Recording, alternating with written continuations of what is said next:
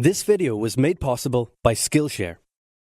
Churchill was a man with many talents. He was an artist, a butterfly enthusiast, and he had an unpublished manuscript about aliens. Clearly, he was a man with an insatiable thirst for knowledge. Maybe he could have loaded up his computer and logged onto Skillshare, an online learning community with more than 19,000 classes in design, business, technology, and more. Perhaps he was considering a side career in fashion, but didn't know where to start. On Skillshare, he would find courses in fashion design and garment construction. Or if he wanted to learn app design, improve his photography, or just how to make a really good quesadilla, he would have found courses for all of these and more on Skillshare. Skillshare gives you access to high-quality classes taught by genuine experts working in their field. I work heavily with animation, and I was genuinely blown away by the number of really useful courses available to me, like this class full of tips and tricks for creating vector art, or this one for creating character walk cycles. For an annual subscription, Skillshare is under $10 a month. And if you'd like to try it out first, then I've got a deal just for Oversimplified viewers. The first 1,000 people to use this link, which can be found in the description, will get their first 2 months of Skillshare for just 99 cents. Be sure to try it out using the link in the description and learn something new today. Now, without further ado. It's 1902. A young man by the name of Benito Mussolini moves from Italy to Switzerland to avoid military service. He gets big into socialism, working for trade unions, writing for socialist newspapers, advocating a violent overthrow of European monarchies, the whole shebang. This gets him in a bit of trouble with the Swiss police, so he gets arrested, sent back to Italy, set free, returns to Switzerland, is arrested again, goes back to Italy again, completes his military service after previously avoiding it, and then after a brief stint as an elementary school teacher, he finally returns to work as an avid socialist. His speeches and journalistic abilities made him famous among Italian socialists. He was anti-war, so when Italy colonized Libya in 1910, he rioted and got arrested. Then World War I came along, and once again he protested Italy's involvement. But then he thought, wait a minute, this war could bring about the social climate needed to overthrow European monarchies and bring about the socialist revolution everywhere. And suddenly he was pro-war. But his fellow socialists didn't like his new pro-war stance, so they kicked him out of the party. So then he said, you know what? I'm done with socialism. We need something new, not based on class divisions tearing us apart, but based on unity through nationality. We'll conquer the Mediterranean and reunite all Italian peoples just like the days of the Roman Empire. I'll call it fascismo, and it will guide the Italian nation to greatness. That's all well and good, Mr. Mussolini, but what kind of haircut am I giving you? Let's go with bold.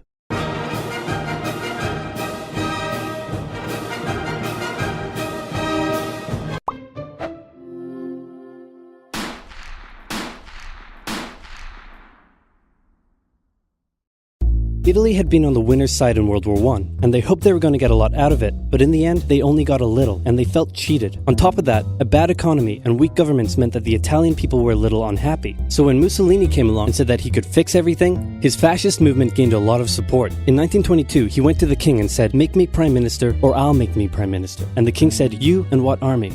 This army. Fair enough. Then he went about establishing a dictatorship with himself at its center. Europe had its first fascist dictator. Next up, Germany.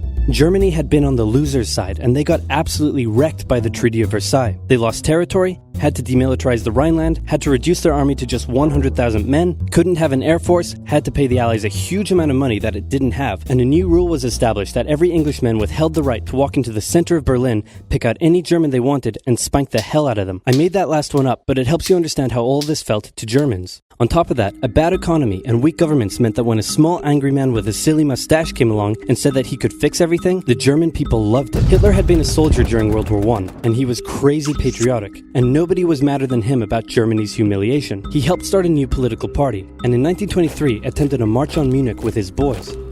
And then he got arrested. But his popularity grew, and in 1933, the president made him chancellor. He believed he was Germany's great destined savior, and he went full megalomaniac, establishing a dictatorship with himself at its center. Europe had fascist dictator number 2. Hitler and Mussolini had a lot of the same ideas, but more importantly, they had the same enemies, and they started to get along. Anyone else want to be friends? Franco? No? You good? I do. Who's that? It's Japan, and they've taken over northern China. Let's rewind a bit. Japan had isolated itself from the rest of the world for over 200 years until the Americans showed up and said, you're going to trade with us and you're going to like it. Then the Western powers imposed a bunch of unequal treaties, meaning Japan's economy was bust. They also had no natural resources, so they decided to go get some. They went to war with China to gain a sphere of influence over Korea, and they took a bunch of China's stuff. But then the West said, hey, cut that out. And since Japan couldn't take on the West, they said, okay, I guess we'll just go home. Wait a minute, what are you doing? Taking advantage of a weakened China and setting up spheres of influence. But I was the one who weakened them. We know. And you guys didn't let me have anything. We know. That seems unfair. We don't think so. Okay, see ya. So Japan thought, screw this, and went to war with Russia, and stunned everyone by actually winning. Then they fully annexed Korea, but they didn't stop there. In World War I, they took Germany's colonies and islands in Asia, and then in an incident that was maybe staged by the Japanese army, a bomb blew up a Japanese train in Manchuria, giving them an excuse to launch an invasion and take over. So here's the situation. Nazi Germany, Fascist Italy, and Japan all believe they're racially superior, all feel hostility towards the Allies, and all want to militarize and take over more stuff. And so they did. Let's start with Germany. Hitler hated the Treaty of Versailles, and now he was ready to begin undoing it. In complete violation of the treaty, the first Luftwaffe squadrons were set up, conscription was introduced, and he pimped up his army. The Allies did nothing. Then Hitler sent his army back into the demilitarized Rhineland, giving orders to immediately retreat if the Allies showed up. The Allies did nothing. With his military re-strengthened, he could now move on to step 2. He wanted to rapidly increase the Aryan population, and to do so, he needed Lebensraum, or in other words, he would have to take over the world. But for now, a good portion of Europe would do, and he began eyeing up his neighbors. The Allies finally started to get worried, so they implemented a fairly useless diplomatic strategy called appeasement, and it went a little something like this. Hitler would say, I want that thing, and the Allies would say, you can't have that thing. Okay, you can have that thing, but no more. I want that thing. And repeat. In 1938, Hitler's army marched into Austria and just took it, with no resistance. Boom, this is Germany now. Next, he demanded to be given the Sudetenland, an area of Czechoslovakia with many ethnic Germans. The Allies held a meeting with Hitler in Munich and said, look, we're going to give you what... Hang on, this meeting is about my territory. Shouldn't I come to the meeting too? Anyway, we're going to give you what you want. Really? Yeah. Just like that? Yep.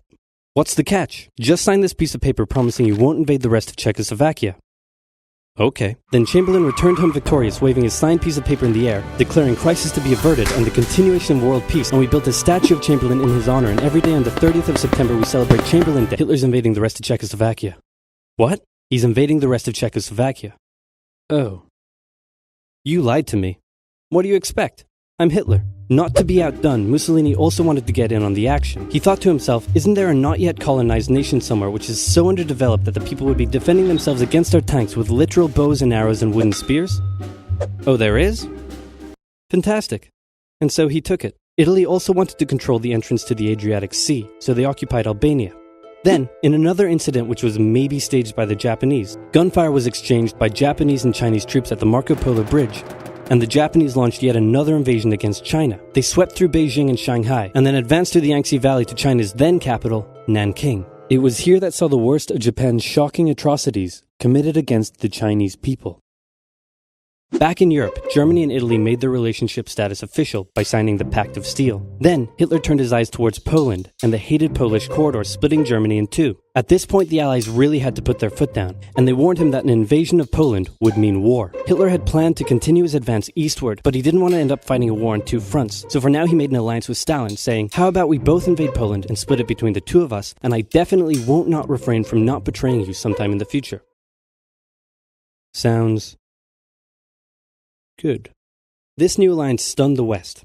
On the 1st of September 1939, German troops entered Poland, and Britain and France declared war on Germany. The Poles fought hard, but they were no match for the two giants crashing down on them from either side. Then came a period known as the Phony War, where everyone just sort of sat around not doing much. The French had launched a small invasion into the Saarland, but they maintained mostly defensive positions, and after a while decided to just turn around and call it a day. Speaking of France, the French were still super proud of their victory in World War I, and they hadn't really moved on from it. They still used horses, they dispatched messages by motorbike instead of using radio, orders from the commander-in-chief were usually pretty vague, and the troops were rarely inspected. They built a line of defenses along their German border, but didn't bother extending it all the way to the Channel, and they wouldn't launch artillery strikes against Germany out of fear of being retaliated against. In a war, they didn't want to attack the enemy. And at first the UK wasn't much better. Chamberlain still naively hoped that the war could be ended diplomatically. Instead of bombing raids, the RAF dropped propaganda leaflets over German cities, which one air marshal said likely did nothing but provide the continent with toilet paper for the duration of the war. They also only sent 200,000 men to France, while the French had mobilized millions. Both Britain and France wanted to avoid a repeat of the First World War, and so they wanted to keep the war as far from home as possible. So they turned their eyes north, towards Norway. neutral Sweden was exporting iron ore to Germany through neutral Norway, so the Allies asked them if they could please stop exporting iron ore to Germany, but this request was refused. Then, the Soviet Union attacked Finland, so the Allies said, how about we land troops in Norway and move them across Sweden to go help out your good pal Finland, and along the way maybe take control of all your airfields. But Norway and Sweden still said no. So the UK mined the waters around Norway to force any transport ships into international waters, and they also attacked a German tanker they found in the area. Hitler realized what the Allies were up to, and he quickly moved to secure his supply of iron ore. He launched an invasion through Denmark into Norway. The Allies rushed to land troops at key ports along the coast, but Germany had taken control of Norway's airfields, and their air superiority decided the fight. The Allies had to retreat. After this slightly embarrassing failure, Chamberlain resigned and was replaced with Winston Churchill, who had a slightly different approach to dealing with the Germans. Hitler's overall strategy was similar to Germany's First World War strategy. Attack France, defeat France, knocking out the UK in the process, then turn on the Soviet Union and win the war. During the phony war, the Allies had given Hitler time to prepare his forces. Now, he was ready to attack. The Allies had wanted to place troops in Belgium, but Belgium had refused, and in a move that surprised pretty much no one, Hitler launched an invasion to get around France's defenses. The Allies charged into Belgium at full speed to meet the German invasion head-on, and it looked like a repeat of the First World War was coming. But this time, Hitler had a trick up his sleeve. Blitzkrieg. As the Germans advanced, they sent thousands of refugees westward, slowing down the Allies. Then, to the south, the French had left the Ardennes, an area full of hills and forests, pretty underdefended because they thought it was naturally impenetrable. Well, the Germans were about to penetrate it with everything they had. They smashed 50 Wehrmacht divisions through and encircled the Allied armies at lightning speed. The best of the Allied forces were now trapped. The Germans squeezed in from all sides, taking out France's best armies and nearly wiping out the British too, but they managed to make a desperate last-minute escape at Dunkirk, with British civilian ships even making the perilous journey to bring their young men home. With most of the French forces depleted, the Germans breezed through, taking Paris, and France fell. What the Germans couldn't do in World War I, Hitler had done just like that. Hitler hoped that with the fall of France, the UK would also lose hope and sue for peace. But quite annoyingly, it didn't, and he needed to secure the Western Front, so he tried to force them into submission with mind games. The UK were now all alone, and Hitler wanted to emphasize that. First of all, just before France fell, Italy finally declared war on the Allies, making the UK's situation even worse. Next, instead of just occupying all of France, Hitler occupied the coastal areas for defense, but allowed France to continue its existence as a German puppet state. This way, it looked like the UK's old ally had decided to switch sides. Hitler also hoped that the UK wouldn't attack any of her old allies' navy bases or colonies in Africa, giving Hitler an extra line of defense to the south. But the UK made sure to respond to this by sailing down to France's navy base in Algeria and wrecking a bunch of ships. So have at it.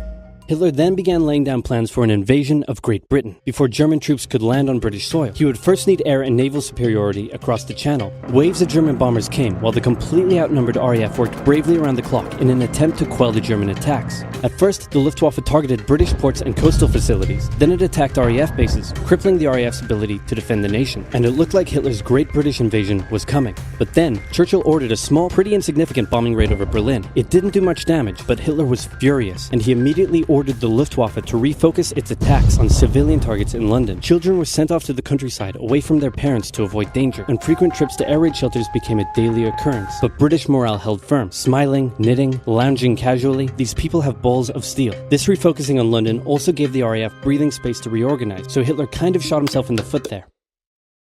Just the foot for now. Finally, the Luftwaffe sent one massive all-out attack on London, and the RAF successfully repelled it, destroying many of the German aircraft and placing air superiority firmly in British hands. Hitler's invasion had to be postponed, but the bombing of British cities continued for some time.